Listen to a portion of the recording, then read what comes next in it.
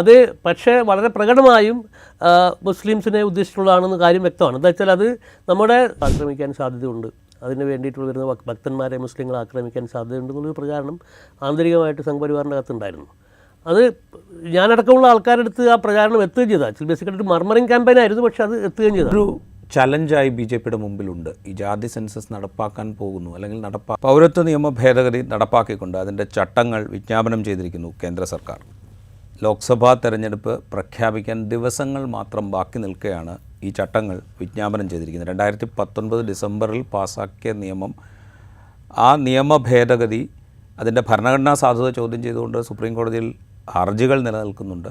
അത് നിലനിൽക്കെ ഇത്രയും കാലം അത് ചട്ടങ്ങൾ വിജ്ഞാപനം ചെയ്യാതിരുന്ന സർക്കാർ, കേന്ദ്ര സർക്കാർ, നരേന്ദ്രമോദി സർക്കാർ ഈ ഇലക്ഷൻ പ്രഖ്യാപിക്കുന്നതിന് തൊട്ട് മുമ്പ് അതിൻ്റെ ചട്ടങ്ങൾ വിജ്ഞാപനം ചെയ്യുമ്പോൾ അവരുടെ ലക്ഷ്യം ഏതാണ്ട് ഈ പൗരത്വ നിയമ ഭേദഗതി കൊണ്ടുവരുമ്പോൾ ഉണ്ടായിരുന്ന ഏതാണോ ലക്ഷ്യം അത് കുറെ കൂടി വ്യക്തമാവുകയാണ്. അതായത് രാജ്യത്തെ വർഗീയമായി ഡിവൈഡ് ചെയ്യുക അല്ലെങ്കിൽ വിഭജിക്കുക എന്ന ലക്ഷ്യം കുറെ കൂടെ ഒരു ഇലക്ഷൻ മുൻനിർത്തി കുറെ കൂടെ ആഴത്തിലാക്കുക എന്നുള്ള ലക്ഷ്യമാണ് എന്നുള്ളതിൽ സംശയമൊന്നുമില്ല. ഈ ഘട്ടത്തിൽ അത് എന്തിനു ചെയ്യുന്നു എന്നുള്ള ക്വസ്റ്റ്യന് അതിൽ തന്നെ മറുപടി ഉണ്ട് താനും. പക്ഷേ അത് എന്ത് ആഘാതങ്ങളാണ് ഉണ്ടാക്കുക എന്നുള്ളത് നമ്മൾ പരിശോധിക്കേണ്ടത് തന്നെയാണ്. അതിനോടുണ്ടാകുന്ന പ്രതികരണങ്ങൾ നമ്മൾ വിലയിരുത്തേണ്ടതുമാണ്.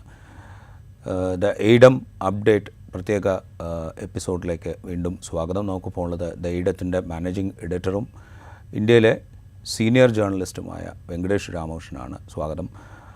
നമ്മളിത് ഏറ്റവും പ്രധാനപ്പെട്ട ചോദ്യം, ഇതൊരു ക്രൂഷ്യൽ പോയിൻ്റ്, അതായത് ഇലക്ഷൻ പ്രഖ്യാപിക്കാൻ ദിവസങ്ങൾ മാത്രം മുന്നിൽ നിൽക്കും. 2019 ലോക്സഭാ തെരഞ്ഞെടുപ്പിൽ നമുക്കറിയാം, അവിടെ വേറെ ചില സർക്കസുകളുണ്ടായിരുന്നു. പുൽവാമ അറ്റാക്കും അതിനുശേഷം നടന്ന ബാലക്കോട്ട് സർജിക്കൽ സ്ട്രൈക്ക് എന്നൊക്കെ പറയുന്ന സംഗതികൾ ഏത് വിധത്തിലാണ് ആ ഇലക്ഷൻ റിസൾട്ടിനെ സ്വാധീനിച്ചത് എന്ന് നമ്മൾ കണ്ടതാണ്. ഏതാണ്ട് അതിന് സമാനമായ എന്നാൽ വേറൊരു ആസ്പെക്റ്റിലൂടെ അതേ എഫക്റ്റ് ഉണ്ടാക്കിയെടുക്കുക എന്നുള്ളതാണോ ഇപ്പോൾ അത് ഇതിൻ്റെ ചട്ടങ്ങൾ വിജ്ഞാപനം ചെയ്യുന്നതിൻ്റെ ലക്ഷ്യം? ഈ 2019 കമ്പാരിസൺ നിങ്ങൾ ഉയർത്തിയത് വളരെ വളരെ റെലവൻ്റ് ആയിട്ടുള്ള, വളരെ പ്രസക്തമായിട്ടുള്ള ഒരു കാര്യമാണ്. ഈ പുൽവാമ ഉണ്ടായിരുന്നു. ഈ തെരഞ്ഞെടുപ്പിന് മുമ്പ് അതിൻ്റെ റണ്ണപ്പിലേക്ക് അതിൻ്റെ 1.5 വർഷം മുമ്പ് തന്നെ ഉണ്ടായിരുന്ന ഒരു BJPക്കകത്തും സംഘപരിവാറിനകത്തും ഉണ്ടായിരുന്നൊരു പൊതു സംഭവം, ഈ രാമക്ഷേത്രത്തിൻ്റെ പ്രാണപ്രതിഷ്ഠ ചടങ്ങ്. അതായിരിക്കും ഈ ഇലക്ഷനിലെ ഒരു പുൽവാമ ടൈപ്പ് ഒരു തരം ഗാൽവനൈസേഷൻ ഉണ്ടാക്കുന്ന, ഒരു തരത്തിൽ ജനങ്ങളെയും വോട്ടർമാരെയും ഒക്കെ പോളറൈസ് ചെയ്യുന്ന, ധ്രുവീകരിക്കുന്ന ഒരു സംഭവം എന്നായിരുന്നു കണക്കൂട്ടൽ. പക്ഷേ ഈ അയോധ്യ സംഭവം, അയോധ്യയിലെ പ്രാണപ്രതിഷ്ഠയ്ക്ക് ശേഷം അയോധ്യയിലേക്കുള്ള ആൾക്കാരുടെ പോക്കും അതിൻ്റെ കണക്കും അതിൻ്റെ ആ ഒരു ആവേശവും ഒക്കെ പരിശോധിക്കുന്ന സമയത്ത് അത് ആ രീതിയിലുള്ള ഒരു സാധനമാവാൻ സാധ്യതയില്ല എന്നുള്ളൊരു തോന്നൽ ചോദിച്ചിട്ടുണ്ട്. ഇതോടൊപ്പം തന്നെ കാണേണ്ട കാര്യമാണ്, ഇതൊക്കെ ഇങ്ങനെ ഈ വളരെ കൃത്യമായിട്ട് ആസൂത്രിതമായിട്ട് ഏതാണ്ടൊരു 4-5 വർഷം മുമ്പ് തന്നെ പ്ലാൻ ചെയ്തതാണ് ഈ അയോധ്യയിലെ സംഭവം. അപ്പോൾ അതിൻ്റെ തുടർച്ചയായിട്ട് അത് മാത്രമായിട്ട് അല്ല ഒരിക്കലും ഈ സംഘപരിവാറും BJPയും പ്ലാൻ ചെയ്തത്. അവർക്കൊരു കലക്റ്റീവായിട്ട് പല തലങ്ങളിൽ നിന്ന് ഒരേ സമയം പ്ലാൻ ചെയ്ത് മുന്നോട്ട് പോകുന്ന ഒരു സംഘടനാ രൂപവും അതുപോലെ തന്നെ ഒരു ക്രിയേറ്റീവായിട്ടുള്ള, അതിനൊരു ക്രിയാത്മകമായിട്ടുള്ള രൂപവും അവർക്കുണ്ട്. അവരുടെ രാഷ്ട്രീയത്തിന് വേണ്ടിയുള്ള ക്രിയാത്മകത അവർക്കുണ്ട്. അപ്പോൾ അതോടൊപ്പം തന്നെയാണ് ഈ പറഞ്ഞ രീതിയിൽ ഈ മറ്റു പാർട്ടികളിൽ നിന്ന്, അതായത് ഇതിൻ്റെ ഒരു പശ്ചാത്തലം എന്താണെന്ന് പറഞ്ഞാൽ, ഒരു 6 മാസം മുമ്പേ സംഘപരിവാറിനകത്തും BJPക്കകത്തുമുള്ള ഒരു കലശലായിട്ടുള്ള ഒരു ആശങ്ക, ഒറ്റ പാർട്ടി എന്ന നിലയിൽ സ്വന്തമായിട്ട് ഭൂരിപക്ഷം കിട്ടാൻ സാധ്യതയില്ല. 303 സീറ്റാണ് BJPക്ക് ഈ കഴിഞ്ഞ ലോക്സഭയിലുള്ളത്, 2019. അപ്പോൾ അതിൽ നിന്ന് ഈ 270 നിന്ന് താഴോട്ട് വന്നു കഴിഞ്ഞാൽ ഒറ്റയ്ക്ക് ഭൂരിപക്ഷം ഉണ്ടാവില്ല. ഒരു 6 മാസം മുമ്പ് വരെ ഈ ഒരു ആശങ്ക വളരെ സജീവമായിട്ടുണ്ടായിരുന്നു. 240 സീറ്റിലൊക്കെ നിന്ന് പോകും. അപ്പോൾ അത് മുൻകൂട്ടി കണ്ടിട്ടാണ്, പ്രത്യേകിച്ചും കർണാടകത്തിലെ നിയമസഭാ തെരഞ്ഞെടുപ്പിൽ തോൽവിയും കൂടെ വരികയും ചെയ്തത്. ഈ പറഞ്ഞിട്ടുള്ള ബീഹാറിലെ ആ സമയത്ത് നിതീഷ് കുമാർ പ്രതിപക്ഷ സഖ്യത്തിൻ്റെ കൂടെയായിരുന്നു. അപ്പോൾ എല്ലായിടത്തും സീറ്റുകൾ കുറയുന്ന ഒരു സാഹചര്യം ഉണ്ടെന്നും അതിൻ്റെ അടിസ്ഥാനത്തിൽ ഈ 240 നിന്ന് പോകുന്നത് ഘടകകക്ഷികളെ ആശ്രയിക്കേണ്ടി വരുന്നത്. അപ്പോഴാണ് ഈ മറ്റ് പ്രതിപക്ഷ പാർട്ടികളിൽ നിന്ന് കൂട്ടമായി ആൾക്കാരെ ഇങ്ങോട്ട് ആകർഷിക്കുക. ഈ ഇലക്ഷന് മുമ്പ് തന്നെ ഈ പ്രതിപക്ഷ കക്ഷികൾക്ക് യാതൊരു വേരോട്ടും ഇല്ലാത്ത സാഹചര്യമാണ്. അതുകൊണ്ട് ആൾക്കാർ അവിടെ നിന്ന് വിട്ടു വന്നുകൊണ്ടിരിക്കുകയാണ് എന്നുള്ളൊരു പ്രതീതി ഉണ്ടാക്കാൻ വേണ്ടിയിട്ടുള്ള പരിപാടി ആരംഭിക്കുന്നത്. ഞാൻ മനസ്സിലാക്കുന്നത് ആ ഒറ്റ പ്രോജക്റ്റിന് മാത്രം ഈ സംഘപരിവാർ മാറ്റിവെച്ച പൈസ ഏതാണ്ട് 4000 കോടി രൂപയാണെന്നാണ്. മീൻ ആ പൈസ ഇപ്പം നമ്മളിപ്പോൾ ഈ ഇലക്ട്രൽ ബോണ്ട്സിൻ്റെ കണക്കും BJPയുടെ ഫണ്ടിൻ്റെ സംഭവമൊക്കെ മറ്റേ വ്യവസ്ഥാപിതമായിട്ട് നമ്മുടെ മുമ്പിൽ വരുന്ന കണക്കുകൾക്കൊക്കെ അപ്പുറത്തുള്ളൊരു പൈസയാണ് ഈ പറഞ്ഞിട്ടുള്ള 4000 കോടി രൂപ എന്ന് പറഞ്ഞത്. അത് ആ കണക്കിൽ പെടുന്നതല്ല അത്. അപ്പം ഇപ്പം ഉത്തർപ്രദേശിൽ ഈ രാജ്യസഭാ തെരഞ്ഞെടുപ്പിൻ്റെ ഇടയിൽ സമാജ്വാദി പാർട്ടിയിൽ നിന്ന് 4 MLA മാറിപ്പോയി. അതിൽ ചീഫ് വിപ്പായിട്ടുള്ള വളരെ പ്രധാനപ്പെട്ട ഏതാണ്ട് 18-20 കൊല്ലമായിട്ട് സമാജ്വാദി പാർട്ടിയുടെ ഉറച്ചു നിന്നൊരു ഒരു റായ്ബറേലിക്കാരനായിട്ടുള്ള ഒരു MLA, അദ്ദേഹത്തെ മാറ്റാൻ വേണ്ടി മാത്രം ഏതാണ്ട് 100 കോടി രൂപയാണ് ചിലവാക്കിയതെന്നാണ് ഞാൻ മനസ്സിലാക്കുന്നത്. അപ്പോൾ ഇങ്ങനെ അതാണ് ഇതിൻ്റെ സെക്കൻഡ് സംഭവം. മൂന്നാമത്തെ, അപ്പോൾ ഇതെല്ലാം കൂടെ ക്യുമുലേറ്റീവായിട്ട് സംഘടിതമായിട്ട് കടന്നു വരുമ്പോൾ ഉണ്ടാകുന്ന ഒരു ഇഫക്റ്റാണ് ഉദ്ദേശിക്കുന്നത്. അപ്പം പുൽവാമയ്ക്ക് തുല്യം നിൽക്കുന്ന ഒരു ഇമോട്ടീവ് ഇമ്പാക്റ്റ് ഉണ്ടാക്കാൻ വേണ്ടി ഈ പ്രാണപ്രതിഷ്ഠയ്ക്ക് കഴിഞ്ഞിട്ടില്ല എന്ന് മനസ്സിലാക്കിയിട്ടാണ് ഈ പറഞ്ഞിട്ടുള്ള പ്രതിപക്ഷ പാർട്ടികളിൽ നിന്ന് ഒറ്റയ്ക്കും തെറ്റയ്ക്കും എല്ലാ ആൾക്കാരും, പിന്നെ പാർട്ടികളെ മൊത്തത്തായിട്ട് നിതീഷ് കുമാറിനെ മൊത്തത്തിൽ വരുത്തു, പിന്നെ രാഷ്ട്രീയ ലോക്ദളിനെ പൂർണ്ണമായിട്ട് എടുത്തു. അതിനൊക്കെയുള്ള ഒരുപാട് സംവിധാനങ്ങൾ നടക്കുകയുണ്ടായി. അപ്പോൾ അതിൻ്റെ കൂട്ടത്തിൽ വരുന്ന ഈ ഒരു ലാസ്റ്റ് മൈൽ പുഷാണ് ഈ CAA എന്ന് പറയുന്ന സംഭവം. ഇതിൻ്റെ ആഘാതം എന്തായിരിക്കും എന്നുള്ളതെന്ന് വെച്ചാൽ ബേസിക്കായിട്ട് ഇതൊരു എക്സ്ട്രീംലി ഡിവൈസീവ് ആയിട്ടുള്ള സാധനമാണ്. ഇത് മുസ്ലിങ്ങൾക്കെതിരായിട്ടുള്ളതാണ് എന്നുള്ള കാര്യം ഇതിൽ മുസ്ലിം എന്നുള്ള വാക്ക് ഇതിൻ്റെ റൂൾസിലോ ഇതിൻ്റെ നിയമത്തിൻ്റെ എവിടെയും പറയുന്നില്ല. അത് പക്ഷേ വളരെ പ്രകടമായും മുസ്ലിംസിനെ ഉദ്ദേശിച്ചുള്ളതാണെന്ന് കാര്യം വ്യക്തമാണ്. എന്താ വെച്ചാൽ അത് നമ്മുടെ അടുത്തുള്ള നമ്മുടെ നെയ്ബറിംഗ് രാജ്യങ്ങളിലുള്ള പാകിസ്ഥാൻ, ബംഗ്ലാദേശ് പോലെയുള്ള രാജ്യങ്ങളിലുള്ള മൈനോറിറ്റികളെ സംരക്ഷിക്കാനും അവിടുന്ന് ഇന്ത്യൻ പൗരത്വം സ്വീകരിക്കാൻ വരുന്ന ആൾക്കാരെ അവർക്കൊരു പൗരത്വത്തിൻ്റെ വഴിയിലേക്ക് നയിക്കാൻ വേണ്ടിയിട്ടുള്ള സാധനമാണെന്നുള്ള അതാണ് ഇതിൻ്റെ വാദം. പക്ഷേ ഇത് വളരെ കൃത്യമായിട്ടും ആന്തരികമായിട്ടും നമ്മുടെ ഇൻ്റർണൽ പോളിറ്റിക്സിൻ്റെ ലെവലിൽ ഇതൊരു അതിഭീകരമായ ഡിവൈസീവായിട്ടുള്ള ഒരു ഇൻസ്ട്രുമെൻ്റാണെന്നുള്ള കാര്യത്തിൽ ഞാൻ സംശയമില്ല. പക്ഷേ ഇതിൻ്റെ പ്രധാനപ്പെട്ട പ്രശ്നം എന്താണെന്ന് പറഞ്ഞു കഴിഞ്ഞാൽ ഇത് ഈ പറഞ്ഞ രീതിയിൽ ഗാൽവനൈസ് ചെയ്യാൻ വേണ്ടിയിട്ടുള്ള പൊട്ടൻഷ്യലുള്ള സാധനമാണെങ്കിലും ഇത് ആദ്യമായിട്ട് ഈ CAAയുടെ ഒരു മൈനർ രൂപം വന്നത് ആസാമിലാണ്. ആസാമിൽ അത് മുസ്ലിങ്ങളെ മാത്രമല്ല പ്രതികൂലമായി ബാധിച്ചത്, അത് വലിയ രീതിയിലുള്ള ഹിന്ദുക്കളിൽ തന്നെ പ്രത്യേകിച്ചും ദളിതരെയും പിന്നോക്ക ജാതി വിഭാഗങ്ങളെയും വളരെ ഭീകരമായ രീതിയിൽ മാർജിനലൈസ് ചെയ്യുന്ന സിറ്റുവേഷൻ ഉണ്ടാക്കിയിട്ടുണ്ട്. അപ്പോൾ ഇതുകൊണ്ട് ഈ രീതിയിൽ BJP വിഭാവനം ചെയ്യുന്ന തരത്തിലേക്ക് ഇത് നീക്കാനുള്ള സാധ്യതയുണ്ട്. പക്ഷേ അതിൻ്റെ ഈ മാർക്സ് പറഞ്ഞതുപോലെ അതിനെതിരായിട്ടുള്ള ശക്തിയും കൂടെ ഈ CAAക്കകത്തുണ്ട് എന്നുള്ളതാണ് എൻ്റെ ഒരു ഇമ്മീഡിയറ്റ് ആയിട്ടുള്ള പ്രതികരണം. പക്ഷേ ഇത് എങ്ങനെ തെരഞ്ഞെടുപ്പിൻ്റെ പ്രചാരണ രംഗത്ത് BJP കൊണ്ടുവരും, അതിന് എത്ര ശക്തമായിട്ടും തീവ്രമായിട്ടും മുന്നോട്ട് കൊണ്ടുപോകും എന്നതിനൊക്കെ ആശ്രയിച്ചിരിക്കും ഇതിൻ്റെ ആഘാതം. ഇത് പറയുമ്പോഴേ ഇപ്പോൾ 2019 ഇതിൻ്റെ നിയമ ഭേദഗതി കൊണ്ടുവന്നപ്പോൾ രാജ്യത്ത് അങ്ങോളം ഇങ്ങോളം വലിയ പ്രതിഷേധം ഉയർന്നു വന്നിരുന്നു. ആ പ്രതിഷേധ കാലത്താണ് പ്രധാനമന്ത്രിയുടെ ഏറ്റവും കുപ്രസിദ്ധമായൊരു പ്രസംഗം വരുന്നത്. നിങ്ങൾ അക്രമികളെ നോക്കുക, അവരെ വേഷം കണ്ട് തിരിച്ചറിയാം എന്ന് പറയുന്ന പ്രസംഗം വരുന്നത്. അപ്പോൾ ഇപ്പോൾ ഈ ചട്ടം ഭേദഗതി ചെയ്യുമ്പോൾ നരേന്ദ്രമോദിയും BJPയും RSSും ഒക്കെ സമാനമായൊരു പ്രതിഷേധം ഇന്ത്യൻ തെരുവുകളിൽ ഉണ്ടാകണം എന്ന് ആഗ്രഹിക്കുന്നുണ്ടോ? അങ്ങനെ ഒരു പ്രതിഷേധം ഉണ്ടാവുകയും ആ പ്രതിഷേധത്തെ ചൂണ്ടിക്കാട്ടിക്കൊണ്ടൊരു ഭൂരിപക്ഷ വോട്ടുകളുടെ ഏകീകരണം സാധ്യമാകും എന്ന് അവർ പ്രതീക്ഷിക്കുന്നുണ്ടോ? അല്ല, തീർച്ചയായിട്ടും ഇത് BJPയുടെയും സംഘപരിവാറിൻ്റെയും കാൽക്കുലേഷനിൽ അവർ നടത്തുന്ന കണക്കുകൂട്ടലുകളിൽ തീർച്ചയായിട്ടും അവർ ഈ ഗ്രൗണ്ടിൽ ഒരു സിറ്റുവേഷൻ, ഇപ്പോൾ ഉദാഹരണത്തിന് ഈ പ്രാണപ്രതിഷ്ഠാ സമയത്ത് ഉണ്ടായിരുന്നൊരു പ്രചാരണം, ഈ പ്രാണപ്രതിഷ്ഠയെ മുസ്ലിങ്ങൾ ആക്രമിക്കാൻ സാധ്യതയുണ്ട്, അതിന് വേണ്ടിയിട്ടുള്ള വരുന്ന ഭക്തന്മാരെ മുസ്ലിങ്ങൾ ആക്രമിക്കാൻ സാധ്യതയുണ്ടെന്നുള്ളൊരു പ്രചാരണം ആന്തരികമായിട്ട് സംഘപരിവാറിൻ്റെ അകത്തുണ്ടായിരുന്നു. അത് ഞാനടക്കമുള്ള ആൾക്കാരുടെ അടുത്ത് ആ പ്രചാരണം എത്തുകയും ചെയ്തതാണ്. ബേസിക്കലി ഒരു മർമറിങ് ക്യാമ്പയിനായിരുന്നു, പക്ഷേ അത് എത്തുകയും ചെയ്തതാണ്. അപ്പോൾ അങ്ങനെ ഉള്ളൊരു സംഭവമുണ്ട്. അപ്പോൾ തീർച്ചയായിട്ടും ഇപ്പം ഇമ്മീഡിയറ്റ് ആയിട്ട് വന്നിട്ടുള്ള പ്രതിഷേധങ്ങൾ, ഇപ്പോൾ ആസാമിലൊക്കെ പ്രതിഷേധങ്ങൾ ഉണ്ടായിട്ടുണ്ട്. നടൻ വിജയെ പോലുള്ള ആൾ വളരെ വളരെ ശക്തമായിട്ടും രൂക്ഷമായിട്ടും ഇതിനെതിരെ പ്രതികരിച്ചിട്ടുണ്ട്. അപ്പോൾ ഇതെല്ലാം കൂടെ ഒരു ക്ലൈമറ്റ് ഉണ്ടാക്കി, ഒരു പോളറൈസിങ് ക്ലൈമറ്റ് ഉണ്ടാക്കിയെടുക്കാൻ ഒരു ആലോചനയുണ്ട്, സാധ്യതയുണ്ട് എന്നുള്ളത് തീർച്ചയായിട്ടും BJP കണക്കാക്കുന്നുണ്ടാവും. പക്ഷേ ഈ സമയത്ത് തന്നെ ശ്രദ്ധിക്കേണ്ട മറ്റൊരു കാര്യം എന്ന് വെച്ചാൽ ആ സമയത്ത് BJPയുടെ സഖ്യകക്ഷിയായി നിൽക്കുകയും പിന്നീട് BJPയുടെ എതിർകക്ഷിയായി നിൽക്കുകയും ഒക്കെ മാറിയിട്ടുള്ള, പിന്നീട് വീണ്ടും സഖ്യകക്ഷിയായി മാറിയ നിതീഷ് കുമാറിനെ പോലുള്ള ആൾക്കാർ ഈ CAAക്കെതിരായിട്ടുള്ള നിലപാടെടുത്തിരുന്നു. പക്ഷേ ഇപ്പോൾ അദ്ദേഹത്തിൻ്റെ ഒരു വോയിസ് പൂർണ്ണമായിട്ടും ഇല്ലാതായപ്പോൾ ഏതാണ്ട് ഒരു കാസ്ട്രേറ്റ് ചെയ്യപ്പെട്ടുള്ള ഒരാളുടെ ഒരു രീതിയിലാണ് അദ്ദേഹത്തിൻ്റെ ഒരു അവസ്ഥ. അപ്പോൾ അങ്ങനെയുള്ള പ്രതിഷേധങ്ങൾ ഈ രാഷ്ട്രീയ പൊളിറ്റിക്കൽ ഫർമമെൻറ്റിൻ്റെ അകത്ത് നിന്ന് ഇതിനെതിരായിട്ടുള്ള പ്രതിഷേധം എത്ര ഉണ്ടാവുമെന്ന് കണ്ടറിയണം. ഈ രണ്ട് കാര്യങ്ങളും നമ്മൾ വളരെ കൃത്യമായിട്ട് ഡിഫറൻഷ്യേറ്റ് ചെയ്ത് കാണേണ്ട ഒരു കാര്യമാണെന്നുള്ളതാണ് എനിക്ക് തോന്നുന്നത്. അന്ന് ഇപ്പോൾ ഈ 2019 ഞാൻ ഒന്നുകൂടെ പറയുന്നത്, 2019 ഇപ്പോൾ കേരളത്തിലൊക്കെ ഉണ്ടായൊരു സമരങ്ങളുടെ ഒരു സ്വഭാവം എടുത്തു കഴിഞ്ഞാൽ കേരളത്തിലെ ഏതാണ്ട് എല്ലാ രാഷ്ട്രീയ സംവിധാനങ്ങളും, ഒരു സെക്യുലർ ഡെമോക്രാറ്റിക് ഫോഴ്സസ് ആയിട്ടുള്ള എല്ലാ രാഷ്ട്രീയ സംവിധാനങ്ങളും ഈ സമരത്തിൻ്റെ ഭാഗമാവുകയും ഈ സമരത്തിന് വലിയ ഊർജം പകരുകയും ചെയ്തിരുന്നു. രാജ്യത്ത് പല ഭാഗത്തും അതിൻ്റെ ഒരു റിപ്പർക്കഷൻസ് നമ്മൾ കാണുകയും ചെയ്തു. അപ്പോൾ ഇതിനെ ഈ വിധത്തിലുള്ള ഒരു സെക്യുലർ മൂവ്മെൻറ്റായി ഇത് പ്രത്യക്ഷത്തിൽ ബാധിക്കുന്നത് അല്ലെങ്കിൽ പ്രത്യക്ഷത്തിൽ ലക്ഷ്യമിടുന്നത് മുസ്ലിങ്ങളെ ആണെങ്കിൽ പോലും ഇത് രാജ്യത്തിൻ്റെ ഒരു സ്വഭാവത്തെ തന്നെ മാറ്റിമറിക്കാൻ പാകത്തിലുള്ള ഒരു നിയമ ഭേദഗതിയും അതിൻ്റെ ചട്ടങ്ങളുമാണ്. ഇതിനെ പിന്തുടർന്ന് വരാനിരിക്കുന്നത് നാഷണൽ പോപ്പുലേഷൻ രജിസ്ട്രിയും NRCയുമാണ്.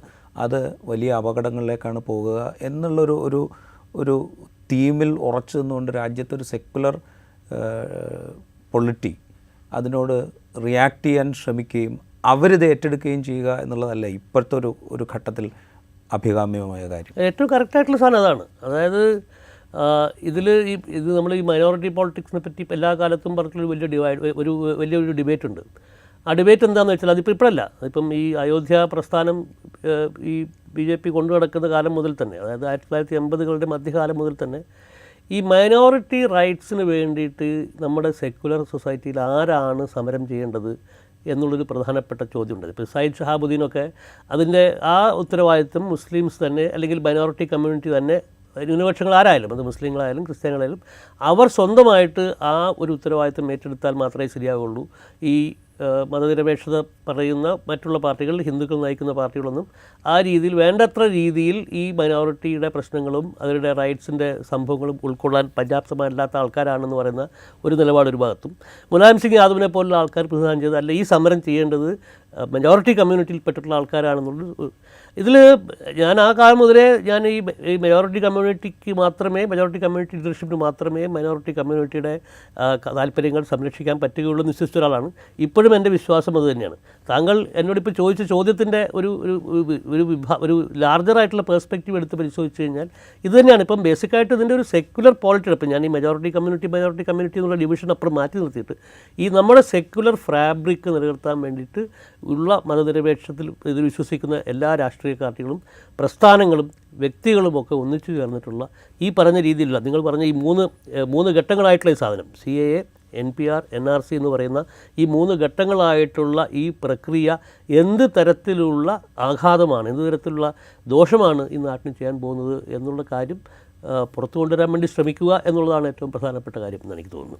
ഇത് പറയുമ്പോഴേ നമ്മളിപ്പോൾ ഇതൊരു പക്ഷേ കേരളത്തിലോ അല്ലെങ്കിൽ തമിഴ്നാട്ടിലോ ഒരു പരിധിവരെ കർണാടകത്തിലോ ഒക്കെ ഇതിനുള്ളൊരു സാധ്യത വളരെ കൂടുതലാണ്. പക്ഷേ നമ്മൾ അപ്പുറത്തേക്ക് പോയി ഇപ്പോൾ ഉത്തർപ്രദേശ് പോലൊരു സംസ്ഥാനം നമ്മൾ എടുത്തു കഴിഞ്ഞാൽ അവിടെ ഇതിന് വലിയ ലിമിറ്റേഷൻ ഉണ്ടാകും. ഇപ്പോൾ മുലായം സിംഗ് യാദവിൻ്റെ കാര്യം, ഇപ്പോൾ അയോധ്യ പ്രക്ഷോഭത്തിൻ്റെ കാര്യത്തിൽ നേരത്തെ സൂചിപ്പിച്ചു. പക്ഷേ ആ ഫോഴ്സസിന് ഇപ്പോൾ അവിടുത്തെ ഗ്രൗണ്ടിൽ അത്രത്തോളം സ്വാധീനമുണ്ടോ എന്നുള്ള സംശയങ്ങൾ നിലനിൽക്കുന്നുണ്ട്. അപ്പോൾ അവിടെയൊക്കെയാണ് ഇത് കൂടുതൽ ഇഷ്യൂസ് ഉണ്ടാക്കാൻ പോകുന്നത്. അവിടെ ഈ ഡിവിഷൻ, അതായത് ഇതിനെ എതിർക്കുന്നവർ മുസ്ലിങ്ങൾ മാത്രമാണ്, അല്ലെങ്കിൽ ഈ ഭേദഗതിയെ എതിർക്കുന്നത് മുസ്ലിങ്ങൾ മാത്രമാണ് എന്നൊരു നറേറ്റീവ് ക്രിയേറ്റ് ചെയ്യുക BJPക്കോ സംഘപരിവാരത്തിനോ വളരെ എളുപ്പമാണ്. അപ്പോൾ അതിനെ എതിർക്കുക എന്ന് പറയുന്നത് അത്ര എളുപ്പമാണോ? ഇപ്പോൾ അസമിലെ കാര്യം സൂചിപ്പിച്ചല്ലോ. അസമിൽ മുസ്ലിങ്ങൾ മാത്രമല്ല, അവിടെ പോപ്പുലേഷൻ രജിസ്ട്രി ഉണ്ടാക്കിയപ്പോൾ, NRC ഉണ്ടാക്കിയപ്പോൾ മുസ്ലിങ്ങൾ മാത്രമല്ല, അവിടുത്തെ ദളിതുകളും മറ്റ് പാർശ്വവൽകൃത ജനവിഭാഗങ്ങളും അതിൻ്റെ പരിധിയിൽ വരികയും അവർ ആ ബുദ്ധിമുട്ട് അനുഭവിക്കുകയും ചെയ്യുന്നത്. ഇതേ കാര്യങ്ങൾ ഒരുപക്ഷെ ഉത്തർപ്രദേശിലും അതേ തോതിൽ പ്രചരിപ്പിക്കാൻ ഈ പറയുന്ന സംവിധാനങ്ങൾക്ക് സാധിക്കുമോ?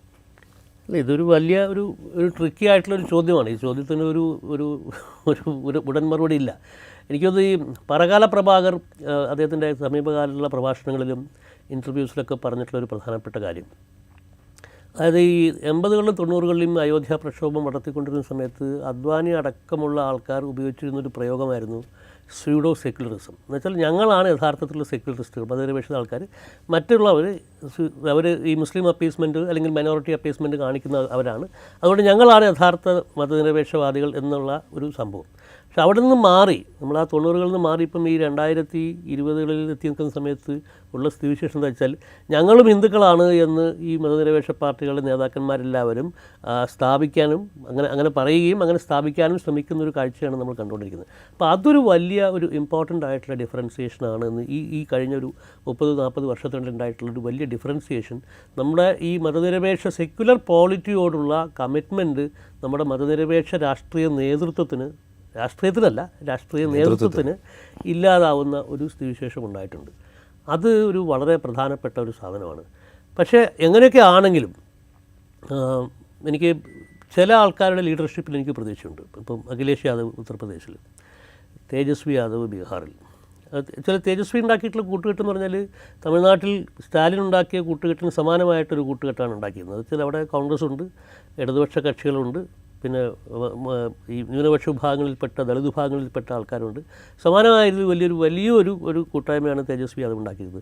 അതുപോലെ ഉത്തർപ്രദേശിൽ ഇപ്പോൾ കോൺഗ്രസും സമാജ്വാദി പാർട്ടിയും തമ്മിലുണ്ടായിട്ടുള്ള സഖ്യം, അവിടെയൊക്കെ ഈ അഖിലേഷിനെ പോലെയുള്ള ആൾക്കാരൊക്കെ ഈ minority representation, Dalit representation, backward cast representation, most backward cast representation, അതൊക്കെ അവരുടെ പാർട്ടി സ്ട്രക്ചറിനകത്ത് ഉറപ്പുവരുത്താൻ വേണ്ടിയിട്ടുള്ള സംഘടിതമായിട്ടുള്ള ശ്രമം കുറേ കാലമായി നടത്തുന്നുണ്ട്. ഇതിൻ്റെയൊക്കെ ഒരു റിഫ്ലക്ഷൻ, ഒരു തുടർച്ച ഗ്രൗണ്ട് ലെവലിൽ ഉണ്ടാകും എന്നാണ് ഞാൻ വിശ്വസിക്കുന്നത്. തേജസ്വി തീർച്ചയായും അദ്ദേഹം ഗ്രാസ് റൂട്ട്സിൽ വളരെ സജീവമായിട്ട് ഈ കാര്യത്തിന് വേണ്ടി ക്യാമ്പയിൻ ചെയ്യുന്നൊരു സിറ്റുവേഷനുണ്ട്. അപ്പം ഇതിൻ്റെയൊക്കെ ഒരു ഇഫക്റ്റ് ഉണ്ടാവും. ഞാൻ പറഞ്ഞു വെച്ചാൽ ഇത് എൻ്റെ ഈ രാഷ്ട്രീയ പത്രപ്രവർത്തന ജീവിതത്തിൽ ഉണ്ടായിട്ടുള്ള ഏറ്റവും സ്റ്റാർക്കായിട്ടുള്ള ഒരു എക്സ്പീരിയൻസ് എന്താണെന്ന് വെച്ചാൽ, ഞാൻ ഈ 92 ഡിസംബറിൽ പള്ളി പൊളിച്ച ശേഷം 93 ജനുവരി മാസത്തിൽ മുലായം സിംഗ് യാദവുമായിട്ടൊരു 1-to-1 മീറ്റിംഗ് ഉണ്ടായിരുന്നു. അപ്പോൾ ഞാൻ ആ മീറ്റിങ്ങിൽ ഞാൻ പറഞ്ഞു, ഈ ഹിന്ദുത്വയുടെ പാൻ ഹിന്ദു ഒരു ഏകീകൃത ഹിന്ദു സ്വത്വം, രാഷ്ട്രീയ ഹിന്ദു സ്വത്വം ഉണ്ടാക്കുക എന്നുള്ള ആ അജണ്ട അത് വലിയ രീതിയിൽ വിജയിക്കുകയാണെന്നാണ് എനിക്ക് തോന്നുന്നത്. ഈ പള്ളി വിളിക്കാൻ വന്ന ആൾക്കാരുടെ കൂട്ടത്തിൽ ആന്ധ്രാപ്രദേശിൽ നിന്നും കർണാടകത്തിൽ നിന്നുമുള്ള ദക്ഷിണേന്ത്യക്കാരൊക്കെ ഉണ്ടായിരുന്നു. അപ്പോൾ അതൊരു വലിയ മാറ്റമാണ്. അപ്പോൾ എന്നോട് മുലായം സിംഗ് ചോദിച്ചൊരു ചോദ്യം, താൻ ലോഹ്യ വായിച്ചിട്ടുണ്ടോ? അപ്പോൾ ഞാൻ പറഞ്ഞു, ഞാൻ വായിച്ചിട്ടുണ്ട്. എന്നാൽ നീ വായിച്ചിട്ടില്ല എന്ന് പറഞ്ഞു. നീ വായിച്ചിട്ടുണ്ടെങ്കിൽ നിനക്ക് ഈ പേടി ഉണ്ടാവില്ല. ചോദിച്ചു, എന്താണത്? പറഞ്ഞു, നമ്മുടെ ഈ ഹിന്ദു സമുദായം ഒരിക്കലും അങ്ങനെ ഒരു ഏകീകൃത ഹിന്ദു സ്വത്തുമായിട്ട് മാറാനുള്ള വകുപ്പില്ല. എന്താ വെച്ചാൽ ഇതിൻ്റെ അകത്തുള്ള ജാതി വൈജാത്യങ്ങൾ അത്ര ഭീകരമാണ്, അത് അത്രമാത്രം രൂക്ഷവും തീവ്രവും ഒരു മർദ്ദനോപാധിയാണ്. അതുകൊണ്ട് നീ പോയി പഠിച്ചിട്ട് വരൂ എന്ന് പറഞ്ഞിട്ടാണ് ആ മീറ്റിംഗ് അവസാനിക്കുന്നത്. അപ്പോൾ അത് കഴിഞ്ഞിട്ടാണ് പിന്നെ സമാജ്വാദി പാർട്ടിയും ബഹുജൻ സമാജ് പാർട്ടിയുമായിട്ടുള്ള സഖ്യമുണ്ടാവുകയും അയോധ്യയിലെ പള്ളി പൊളിച്ചതിന് ശേഷമുള്ള ആദ്യത്തെ നിയമസഭാ തെരഞ്ഞെടുപ്പിൽ BJP പരാജയപ്പെടുകയും ചെയ്തു. അപ്പോൾ എന്ന് വെച്ചാൽ ഈ തരത്തിലുള്ള ഒരു പെർസെപ്ഷൻ ഉള്ള ഒരു പൊളിറ്റിക്കൽ സ്ട്രീം ഇന്ത്യയിൽ ഉണ്ടായിട്ടുണ്ട്. അത് ലോഹ്യമൊക്കെ പ്രതിദാനം ചെയ്തിട്ടുള്ള ഒരു പ്രധാനപ്പെട്ട ഒരു ധാരയാണ്. അപ്പം ആ ധാരയിൽ ഉള്ള പ്രശ്നം എന്ന് വെച്ചാൽ, ആ ധാരയിൽ ഒരുപാട് കറപ്ഷൻ, ഒരുപാട് കോംപ്രമൈസസ് ഉണ്ടായി. ഇപ്പം നിതീഷ് കുമാറിനെ പോലെ ഉള്ള ആൾക്കാരൊക്കെ അതിൻ്റെ ഏറ്റവും വലിയ പ്രതിനിധികളാണ്. പക്ഷെ എന്നാൽ പോലും എനിക്ക് തോന്നുന്നത് ഇതിൻ്റെ ഈ പറഞ്ഞ ഞാൻ പറഞ്ഞില്ല, ഈ CAA പോലുള്ള ഒരു ഡിവൈസീവായിട്ടുള്ളൊരു അജണ്ട മുന്നോട്ട് നീക്കുന്ന സമയത്ത് അതിനെ സബോട്ടേജ് ചെയ്യാൻ അല്ലെങ്കിൽ അതിനെ ഇല്ലാതാക്കാൻ വേണ്ടിയിട്ടുള്ള ബീജങ്ങളും അതിൻ്റെ അകത്ത് തന്നെ ഉണ്ട് എന്നാണ് ഞാൻ വിചാരിക്കുന്നത്. ഇത് പറയുമ്പോഴേ ഇപ്പോൾ കഴിഞ്ഞ 5 സംസ്ഥാനങ്ങളിലേക്ക് കടന്നത് നിയമസഭാ തെരഞ്ഞെടുപ്പിന് തൊട്ട് മുമ്പാണ് ബീഹാറിൽ കാസ്റ്റ് സെൻസസിൻ്റെ വിവരങ്ങൾ പുറത്തേക്ക് വരുന്നത്. അപ്പോൾ അത് പുറത്തേക്ക് വന്ന ഘട്ടത്തിൽ അതുണ്ടാക്കിയ ഒരു ചേഞ്ച് ഉണ്ടായിരുന്നു. അതായത് ഈ റെപ്രസെൻറ്റേഷനെ കുറിച്ചുള്ള ചോദ്യങ്ങൾ, ഇതിൻ്റെ കണക്ക് 1930 ശേഷം ഇതുവരെ കൃത്യം കണക്കില്ലാത്തതിൻ്റെ പ്രശ്നങ്ങൾ, ഇതേക്കുറിച്ചൊക്കെയുള്ള ഡിബേറ്റ്സ് വന്നിരുന്നു. അന്ന് ഇത് വലിയ തോതിൽ ഉന്നയിക്കപ്പെടുകയും ചെയ്തിരുന്നു. ഈ 3 സംസ്ഥാനങ്ങളിലെ തെരഞ്ഞെടുപ്പിൽ അതൊരു വിഷയമാകും എന്ന് വിചാരിച്ചെങ്കിലും കോൺഗ്രസ് രാജസ്ഥാനിലോ ഛത്തീസ്ഗഡിലോ മധ്യപ്രദേശിലോ അത് അത്രത്തോളം വലിയ വിഷയമാക്കിയില്ല. പക്ഷേ അതിനുശേഷം രാഹുൽ ഗാന്ധിയെ പോലെയുള്ള ആളുകൾ ഈ ജാതി സെൻസസിന് വേണ്ടി വാദിക്കുന്ന കാഴ്ച നമ്മൾ കണ്ടു. അവരധികാരത്തിൽ വന്നാൽ അത് നടത്തും എന്ന് രാഹുൽ ഗാന്ധി പറയുന്നത് നമ്മൾ കണ്ടു. അവരുടെ പ്രകടനപത്രിക വന്നിട്ടില്ല, അതിലുണ്ടാവുമെന്ന് നമുക്കറിയില്ല. പക്ഷേ രാഹുൽ ഗാന്ധി അത് പറയുന്നത് നമ്മൾ കേട്ടു. അപ്പോൾ ഇതൊരു ചലഞ്ചായി BJPയുടെ മുമ്പിലുണ്ട്. ഈ ജാതി സെൻസസ് നടപ്പാക്കാൻ പോകുന്നു അല്ലെങ്കിൽ നടപ്പാക്കും എന്നുള്ളൊരു വാഗ്ദാനം വയ്ക്കുന്നത് BJPയുടെ മുമ്പിൽ ഒരു ചലഞ്ചായിട്ടുണ്ട്. എങ്ങനെയാണോ 89 മുതൽ 91 വരെയുള്ള കാലത്ത് അല്ലെങ്കിൽ 92 വരെയുള്ള കാലത്ത് അയോധ്യ മൂവ്മെൻറ്റിന് മണ്ഡൽ കമ്മീഷൻ റിപ്പോർട്ട് ഒരു തടയായി നിന്നത്, അല്ലെങ്കിൽ ആ ഡിവിസീവ് പൊളിറ്റിക്സിനെ എങ്ങനെയാണ് മണ്ഡൽ കമ്മീഷൻ റിപ്പോർട്ട് കൊണ്ട് VPC തടഞ്ഞത് എന്നുള്ളതിൻ്റെ ചരിത്രവും അവിടെയുണ്ട്. അപ്പോൾ ഈ ജാതി സെൻസസ് എന്ന് പറയുന്ന ഒരു അജണ്ട മുമ്പോട്ട് വയ്ക്കുന്നതിന് തടയിടുക എന്നുള്ളൊരു ലക്ഷ്യം കൂടി ഉണ്ടോ ഇപ്പോൾ ഈ CAA ചട്ടങ്ങൾ? അല്ല, അത് ഞാൻ പറഞ്ഞത് ബേസിക്കായിട്ട് സംഘപരിവാറിൻ്റെ ഒരു കാര്യം അത് നമ്മൾ മനസ്സിലാക്കേണ്ട സംബന്ധം വെച്ചാൽ, ഒരു 100 വർഷത്തെ പ്രോജക്റ്റ് ഒരുപാട്, ആ 100 വർഷത്തിന് ചരിത്രം എടുത്ത് പരിശോധിച്ച് കഴിഞ്ഞാൽ ഈ കഴിഞ്ഞ ഒരു 20 വർഷമായിട്ടാണ് അവർക്ക് നേട്ടങ്ങളുണ്ടാവുന്നത്. അല്ലെങ്കിൽ തിരിച്ചടികളോട് തിരിച്ചടികളായിരുന്നു. ആ തിരിച്ചടികളെല്ലാം മറികടന്നുകൊണ്ട് മുന്നോട്ട് പോയിട്ടുള്ള ഒരു പൊളിറ്റിക്കൽ പ്രോജക്റ്റിൻ്റെ പേരാണ് ഹിന്ദുത്വ എന്ന് പറയുന്നത്. അത് എൻ്റെ പ്രസിദ്ധമായിട്ടുള്ള രാമേന്ദ്ര പരമഹംസമായിട്ടുള്ള അയോധ്യയുടെ ഈ രാമക്ഷേത്ര മൂവ്മെൻറ്റിൻ്റെ ആദ്യത്തെ നേതാക്കന്മാരൊരാളായിരുന്ന അദ്ദേഹം പറഞ്ഞ പോലെ കാം ജാരി ഹേ എന്ന് 93-ൽ തെരഞ്ഞെടുപ്പ് തോറ്റു കഴിഞ്ഞപ്പോഴാണ് അദ്ദേഹം എന്ന് പറയുന്നത് കാം ജാരി ഹേ, ഞങ്ങൾക്ക് ഈ തോൽവി എന്നൊരു പ്രശ്നമല്ല. അപ്പോൾ അങ്ങനെ ഒരു വളരെ സമഗ്രമായിട്ടുള്ളൊരു പ്ലാനിങ് ഉള്ളൊരു സാധനമാണ് ഈ കോംപ്രഹെൻസീവ് ഹിന്ദുത്വ പ്രോജക്റ്റ്. അപ്പോൾ അതുകൊണ്ട് തന്നെ ഇതെന്ന് വെച്ചാൽ ഈ മൾട്ടി ഹെഡഡ് ആയിട്ടുള്ളൊരു ഡ്രാഗൺ, ആ ഡ്രാഗണിൻ്റെ പ്രവർത്തനമാണ് നമ്മൾ കാണുന്നത്. അതിൽ പ്രാൺപ്രതിഷ്ഠയുണ്ട്, അതിൽ മറ്റ് രാഷ്ട്രീയ പാർട്ടികളിൽ നിന്ന് ആൾക്കാരെ വലിക്കുന്നതുണ്ട്, അതിന് ഏതറ്റം വരെയും പോകുന്ന സംഭവമുണ്ട്. പിന്നെ ഈ പൈസ ഉണ്ടാക്കാൻ വേണ്ടിയിട്ട്, ഇതിനു വേണ്ടിയുള്ള തെരഞ്ഞെടുപ്പുകൾക്ക് വേണ്ടിയുള്ള പൈസ സംഭരിക്കാൻ വേണ്ടി ഡിമോണിറ്റൈസേഷൻ പോലെയുള്ള സർക്കാർ നടപടികളെ ഉപയോഗിക്കുന്നതിൻ്റെ സ്ഥിതിവിശേഷമുണ്ട്. അങ്ങനെ ഒരുപാട് തലങ്ങളിൽ ഉള്ള ഇലക്ട്രൽ ബോണ്ട് പോലുള്ള പദ്ധതികളുണ്ട്. അപ്പോൾ അതിനൊക്കെ ഓരോന്നിനും ചെറിയ ഇപ്പം കിട്ടുന്ന തിരിച്ചടികളൊക്കെ വളരെ മൈനറായിട്ടുള്ള തിരിച്ചടികളാണ്. പക്ഷേ ഇതിനേക്കാളും എത്രയോ ഭീകരമായ തിരിച്ചടികൾ മറികടന്ന് വന്നിട്ടുള്ളൊരു മൂവ്മെൻറ്റാണ്, ഒരു പ്രോജക്റ്റാണ് ഈ സാധനം. അപ്പോൾ അതുകൊണ്ട് ഇത് തീർച്ചയായും ഈ മണ്ഡൽ കമ്മീഷൻ റെക്കമെൻഡേഷൻസിൻ്റെ ആ ദിശയിലേക്ക് VPC പോകുന്നു എന്ന് പറഞ്ഞപ്പോൾ അയോധ്യയിലെ ഈ പറഞ്ഞിട്ടുള്ള പ്രക്ഷോഭം തീവ്രമാക്കിയതുപോലെ തന്നെയുള്ള ഒരു സംഭവമാണ്. പക്ഷേ ഇത് എത്രമാത്രം ശക്തമായിട്ടിത് മുന്നോട്ട് കൊണ്ടുപോകാൻ BJPക്കും കേന്ദ്രഭരണത്തിൻ്റെയും അല്ലെങ്കിൽ സംസ്ഥാനങ്ങളിലുള്ള BJP സർക്കാരുകൾക്കും അതുപോലെ തന്നെ സംഘപരിവാറിനും എത്രമാത്രം കഴിയും എന്നുള്ളത് കാത്തിരുന്ന് കാണേണ്ട കാര്യമാണ്. ഇത് പറയുമ്പോഴേ ഇപ്പോൾ കേരളം പോലുള്ളൊരു സംസ്ഥാനം പറയുന്നു ഞങ്ങൾ ഇത് നടപ്പാക്കില്ല. അത് പൗരത്വ നിയമ ഭേദഗതി വന്ന കാലത്ത് മുഖ്യമന്ത്രിയായിരുന്ന പിണറായി വിജയൻ പ്രഖ്യാപിച്ചു ഞങ്ങളിത് നടപ്പാക്കില്ല. ഇപ്പോൾ ഇതിൻ്റെ ചട്ടങ്ങൾ വിജ്ഞാപനം ചെയ്യുമ്പോഴും പറയുന്നു ഞങ്ങളിത് നടപ്പാക്കില്ല. നിയമപരമായ ഒരു പക്ഷേ കേന്ദ്രം ഒരു നിയമ ഭേദഗതി കൊണ്ടുവന്നിരിക്കുന്നു. പൗരത്വം എന്ന് പറയുന്നത് കേന്ദ്രത്തിൻ്റെ അധികാര പരിധിയിൽ വരുന്നൊരു വിഷയമാണ്. അപ്പോൾ അതുകൊണ്ട് സംസ്ഥാനം ഈ പറയുന്നത് നടപ്പാക്കില്ല എന്ന് പറയുന്നത് ഒരു പൊളിറ്റിക്കൽ എന്താ പറയുക, പൊളിറ്റിക്കലായിട്ട് അതിനെ എതിർക്കുന്നു എന്നുള്ളതിൻ്റെ റെപ്രസെൻറ്റേഷൻ മാത്രമായിട്ട് കണ്ടാൽ മതിയോ? അല്ല, അങ്ങനെ കാണാൻ പറ്റുള്ളൂ. അതായത് നിയമപരമായിട്ട് പരിശോധിച്ച് ഈ നിയമത്തിൻ്റെ മാത്രം വഴിയിലൂടെ പരിശോധിച്ച് കഴിഞ്ഞാൽ കേന്ദ്രം ഉണ്ടാക്കിയുള്ള നിയമം നടപ്പാക്കില്ല എന്ന് സംസ്ഥാനത്തിന് പറയാൻ പറ്റില്ല. പക്ഷേ സംസ്ഥാനത്തിന് ഉപയോഗിക്കാവുന്ന കുറേ വാദങ്ങളുണ്ട്.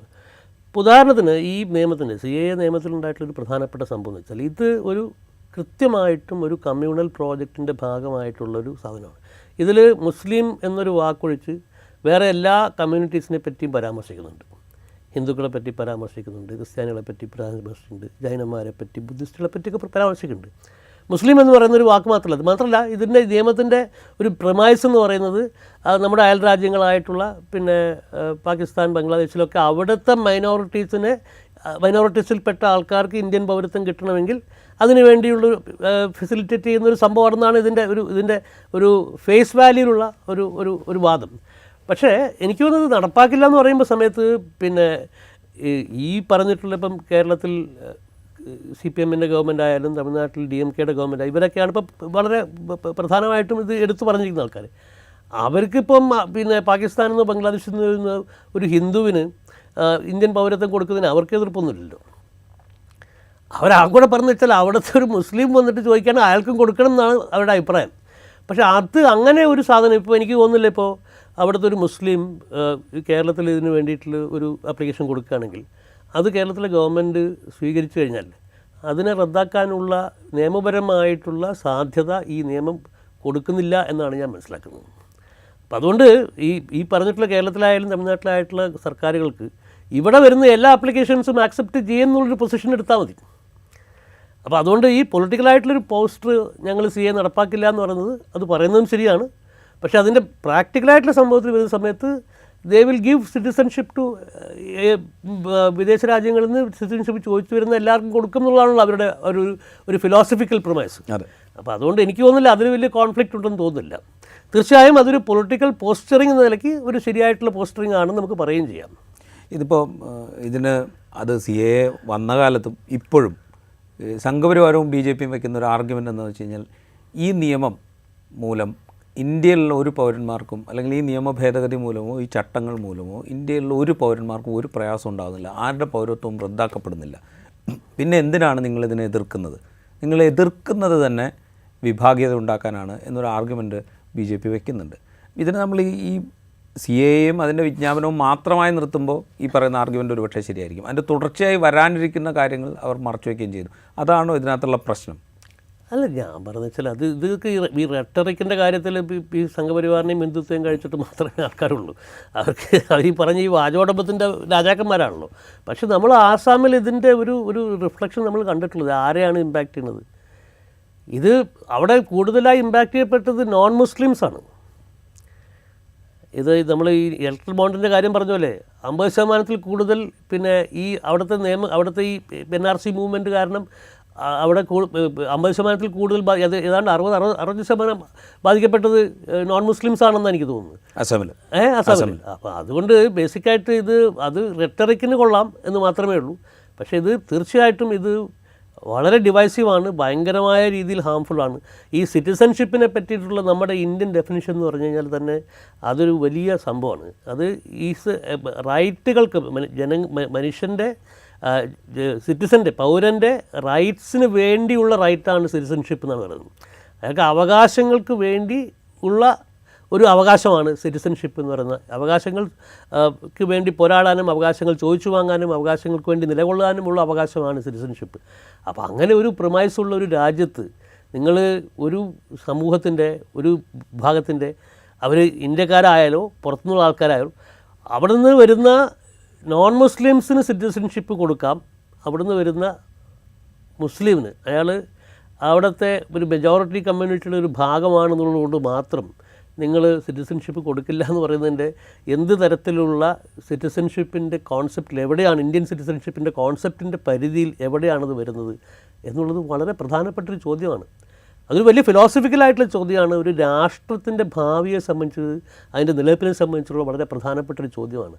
പക്ഷേ ആ ചോദ്യം ചോദിക്കാതെ ഒരു ഡിവൈസീവായിട്ടുള്ള ഒരു കാര്യത്തെ മുന്നോട്ട് നിൽക്കുകയാണ്. ഇതിപ്പോൾ ഇതിൻ്റെ ഒരു ആധാരം എടുത്ത് പരിശോധിച്ച് കഴിഞ്ഞാൽ ഇന്ത്യൻ ഭരണഘടനയെക്കുറിച്ചുള്ള സംഘപരിവാറിൻ്റെ വിഭാവനം എന്താണോ ആ വിഭാവനം, അതായത് നമ്മുടെ ഭരണഘടന ഉണ്ടായ സമയത്ത് ഇതൊരു മനുസ്മൃതിയുമായി യാതൊരു ബന്ധവുമില്ലാത്ത ഭരണഘടനയാണ് എന്ന് പറഞ്ഞിട്ട് അതിനെ തള്ളിക്കളഞ്ഞിട്ടുള്ള നേതാക്കന്മാരുള്ള ഒരു രാജ്യമാണ്. നമ്മുടെ പതാക ഈ മൂന്ന് നിറങ്ങളുള്ള പതാക ഒരു ശരിയല്ലാത്ത പതാകയാണെന്ന് പറഞ്ഞ ആൾക്കാരുള്ള ഒരു സംഘമാണിത്. അപ്പോൾ അതിൻ്റെ ഒരു റിഫ്ലക്ഷനാണ് നമ്മളിപ്പോൾ ഇവിടെ കാണുന്നത്. ആ ഒരു ഫിലോസഫിയുടെ റിഫ്ലക്ഷനാണ് കാണുന്നത്. തീർച്ചയായും സ്വാതന്ത്ര്യ സമരകാലത്തുണ്ടായിരുന്ന നമ്മുടെ മൂല്യങ്ങളുടെ ഒക്കെ നിരാകരണമാണിത്. കംപ്ലീറ്റ് ആയിട്ടുള്ള rejection of the values of the freedom struggle. അതുമാത്രമേ നമുക്ക് ഈ സമയത്ത് പറയാൻ പറ്റുള്ളൂ. ഇതിപ്പോൾ നടപ്പാക്കാൻ ഇപ്പോൾ ചട്ടങ്ങൾ വരുന്നു. ഇതിൻ്റെ ഒരു ഇമ്മീഡിയറ്റ് നിയമ ഭേദഗതി വരുന്ന കാലത്ത് തന്നെ ഡിസ്കസ് ചെയ്യപ്പെട്ടിരുന്നുണ്ട്. ഇത് വളരെ ഇമ്മീഡിയറ്റ് ആയിട്ടുള്ളൊരു ഇമ്പാക്റ്റ് ഉണ്ടാക്കാൻ പോകുന്ന സ്ഥലങ്ങളിൽ ഒന്ന് അസമാണ്. ഡെഫിനറ്റ്ലി അസമിൽ അതിൻ്റെ പ്രക്രിയ ഏതാണ്ട് പൂർത്തിയായി, അതിൻ്റെ അപ്പീലിംഗ് ഒക്കെ നടന്നുകൊണ്ടിരിക്കുന്നൊരു സമയം. NRC പൂർത്തിയായി കഴിഞ്ഞതിന് ശേഷം പിന്നീട് വരുന്നത് ബംഗാളാണ് എന്ന് അന്ന് തന്നെ പറഞ്ഞിരുന്നു. ഈ ഇമ്മീഡിയറ്റ് ആയിട്ട് നടക്കാൻ പോകുന്നൊരു ഇലക്ഷനിൽ ബംഗാൾ ഓഫ് കോഴ്സ് BJPയുടെ ഒരു ടാർഗറ്റാണ്. അത് കഴിഞ്ഞ ലോക്സഭാ തെരഞ്ഞെടുപ്പിൽ നമ്മൾ കണ്ടതാണ്. അവർ 18 സീറ്റിൽ ജയിക്കുന്നു. പിന്നെ നിയമസഭ പിടിക്കും എന്ന് പറഞ്ഞുകൊണ്ട് നിയമസഭാ തെരഞ്ഞെടുപ്പിൽ വലിയ പ്രചരണം കാഴ്ചവെക്കുന്നു. പക്ഷേ തൃണമൂല് ജയിക്കുന്നു. ഇപ്പോൾ വീണ്ടും ബംഗാൾ അവരുടെ ഒരു ടാർഗറ്റാണ്. മറ്റിടങ്ങളിൽ ഒരുപക്ഷെ നഷ്ടമായേക്കാവുന്ന സീറ്റ് ബംഗാളിൽ നിന്ന് എടുക്കാം എന്ന് അവരൊരു പക്ഷേ പ്രതീക്ഷിക്കുന്നുണ്ടാവും. അപ്പോൾ ഈ ബംഗാളിൽ ഇത് എത്രമാത്രം ഇമ്പാക്റ്റ് ഉണ്ടാക്കാനുള്ളൊരു സാധ്യതയുണ്ട് ഇമ്മീഡിയറ്റ് ആയിട്ട് വരുന്ന തെരഞ്ഞെടുപ്പിൽ? ഇതിൽ രണ്ട് കാര്യങ്ങളുണ്ട്. ഇതിപ്പോൾ ഞാൻ പറഞ്ഞത് ഇത് മുഴുവൻ ഇതിൻ്റെ ഒരു ഡിവൈസീവ് ആയിട്ടുള്ള ഒരു സാധ്യത അത് നമ്മൾ പൂർണ്ണമായിട്ടും അത് കാണേണ്ടതുണ്ട്.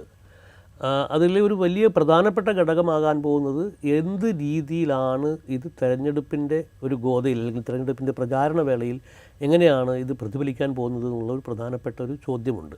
പക്ഷേ അവിടെ ഇപ്പുറത്ത് ബംഗാളിനെ പോലുള്ള സംസ്ഥാനത്ത് പ്രത്യേകിച്ചും ഉള്ളത് ഈ മമതയെ പോലെ സ്പിരിറ്റഡായിട്ട് ഗ്രാസ് റൂട്ട്സിൽ ഒരു ഏകാംഗ സൈന്യത്തെ പോലെ ക്യാമ്പയിൻ ചെയ്യാൻ പറ്റുന്ന ഒരാളാണ് പ്രതിയോഗിയായിട്ട് അവിടെ BJPക്ക് ഉള്ളത് എന്നുള്ളത് പ്രധാനപ്പെട്ട ഘടകമുണ്ട്. അപ്പോൾ BJP ഈ തെരഞ്ഞെടുപ്പിൽ അവർ ടാർഗറ്റ് ചെയ്യുന്നത് മിനിമം 25 സീറ്റ് പശ്ചിമ ബംഗാളിൽ ജയിക്കണം എന്നുള്ളതാണ് ഒരു കണക്കൂട്ടൽ.